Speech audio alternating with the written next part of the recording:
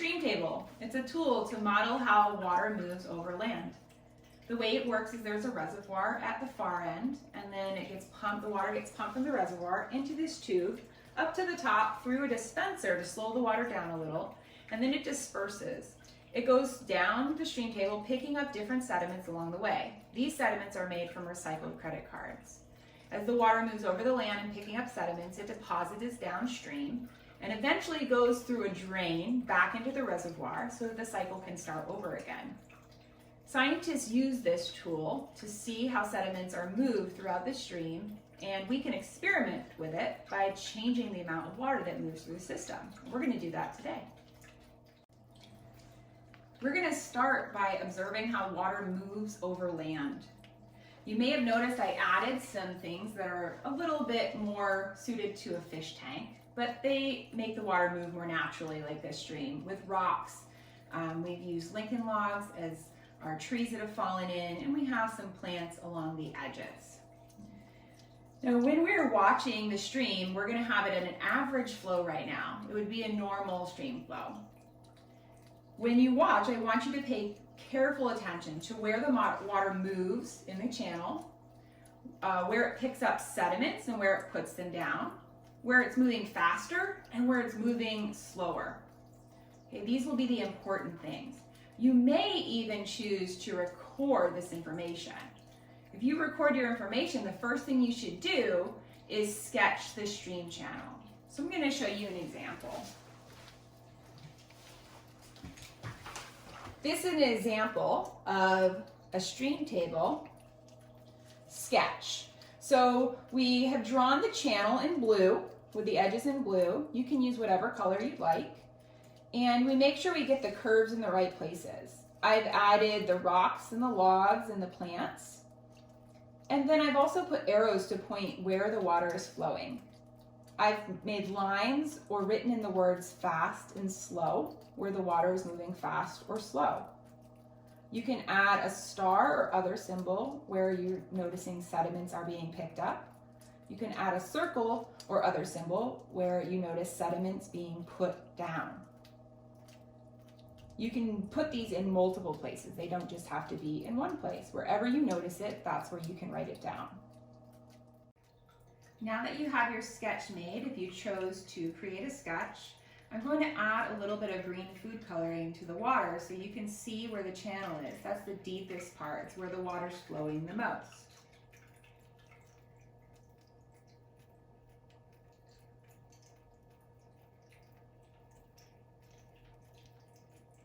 Remember, you're looking for where the water is moving most quickly and writing fast next to it, where it's moving more slowly and writing slow next to that.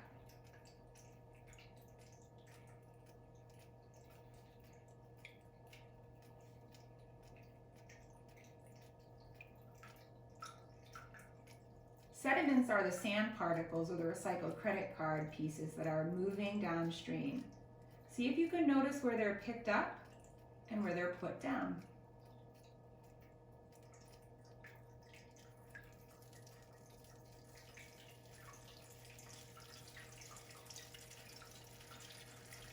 You might notice how the water is moving when it contacts a log or a rock. What happens to it?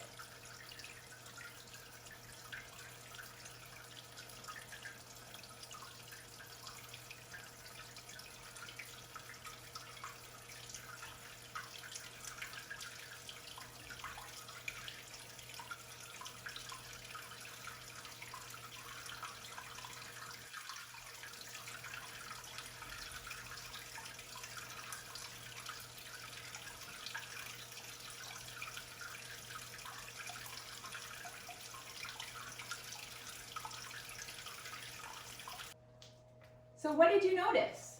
There were some pretty neat things happening in the stream bed as the water moved over the land. Where did you notice it was moving fastest or slowest? I'm going to share with you what I noticed. The water tends to move fastest in the deepest part. That's called the channel. The channel cuts a line through the rocks. It pulls up sediment as it goes. I can see that the deepest part of the channel is right in here. Even though we have no water flowing, we can see where the water flowed the deepest. In that stream channel is where you have sediment being picked up. You may have noticed that it was flowing with the water. We call this erosion when sediments are picked up. And I noticed there was a lot of erosion in these small little channels. There was multiple channels in here as it hit this log. And there was a lot of erosion like right here in this channel, meaning it picked up sediments and it moved it down. Now, where the water started moving more slowly, the sediments were put back down. We call this deposition. So a place where there was some deposition was on this outer corner here. The water started to slow down, the channel moved this way, the water slowed down right here, and it started to deposit some of the sediments. The sediments continue to be deposited downstream. We also call this outer corner where sediments are deposited a point bar.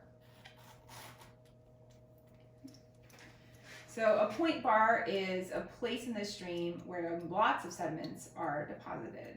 If there isn't a lot of water flowing in the stream, which it could be like that sometimes a year, it could even become a sandbar.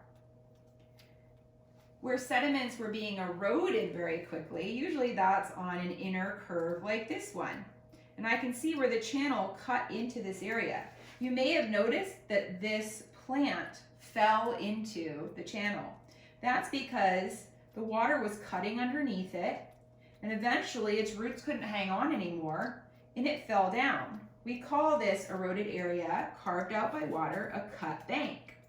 Cut banks are pretty dangerous if you were to build anything nearby where that water is coming down, because just like this plant, once the soil is out from underneath it, it will fall and collapse into the river.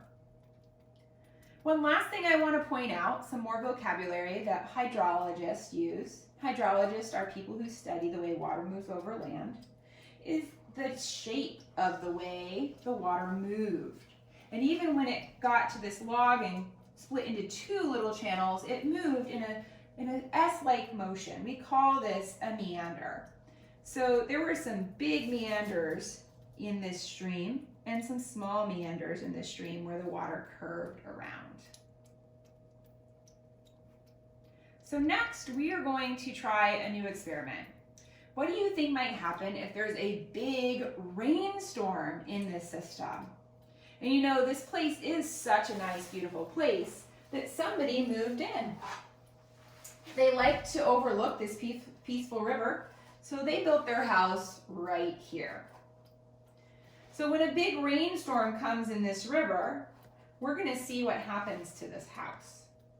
Especially since we know that this plant just fell in, that there's a cut bank right here. I'm wondering if you would predict that the house will fall in if there's a big rainstorm, or if it will be perfectly safe and sound with the big rainstorm. So make your prediction. You might even write it down on your paper, and we're going to test this out. Okay, so we're observing the top part of the stream where the people built their home, and I'm going to put a little bit of food coloring in so that you can see where the water's moving, and then we're going to have a rainstorm. So the volume of water is going to increase. So our rainstorm is happening now, and more water is moving through the system. Observe what happens near that cut bank where that purple plant has fallen into the water.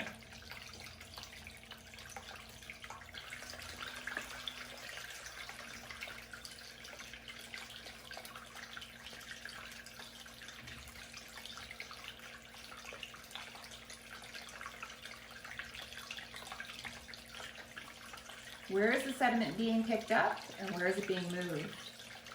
A new question also could be how much sediment is being moved.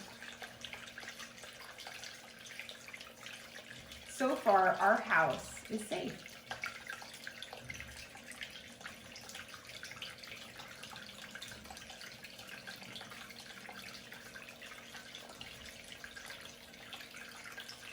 Seems like that might have been a good place to build a house overlooking a peaceful stream after all. Now check out what happened at the bottom of the stream from this river. Remember that our sediments are being picked up upstream, but they're being deposited downstream. So in that valley, many sediments were being pulled up, but they were being placed near the mouth of the river. And this river flows into a bigger body of water, like the Connecticut River, for example. And all of that sediment was being pushed into the river. You may even notice that it wiped out a few of our colorful trees along the way. I've added a little farm on this floodplain area right here. A floodplain are the flat areas along the riverside that about every 100 years, water floods up over them and it brings nutrients to those areas. They're the best places for farmland.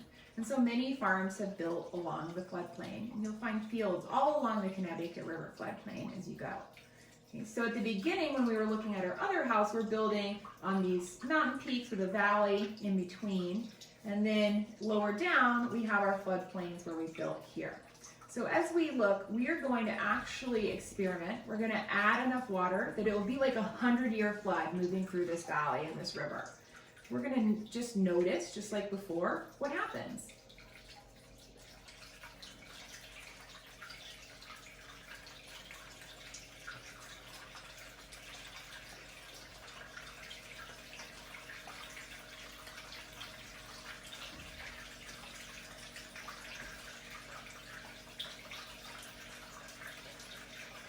You might be noticing that the water is moving much faster than before.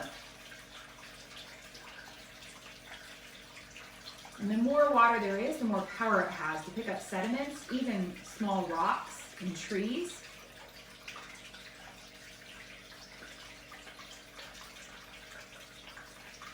Some of our trees are starting to move downstream. Over here, I'm watching this bank because I see it becoming a cut bank. Sediments being pulled right out from there, and this farmhouse is very close. Oh no, there goes one of our fences. Our cows are very close to the stream. One looks like it's drinking from it.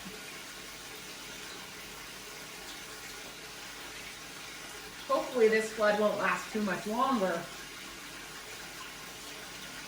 because one of our cows is drowning.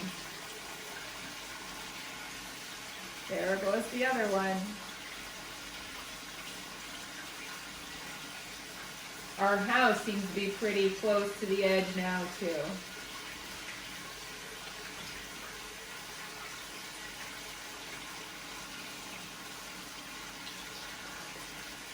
Oh no, a cow's going downstream. Thankfully, the flood waters have started to slow down, and our stream is just natural again.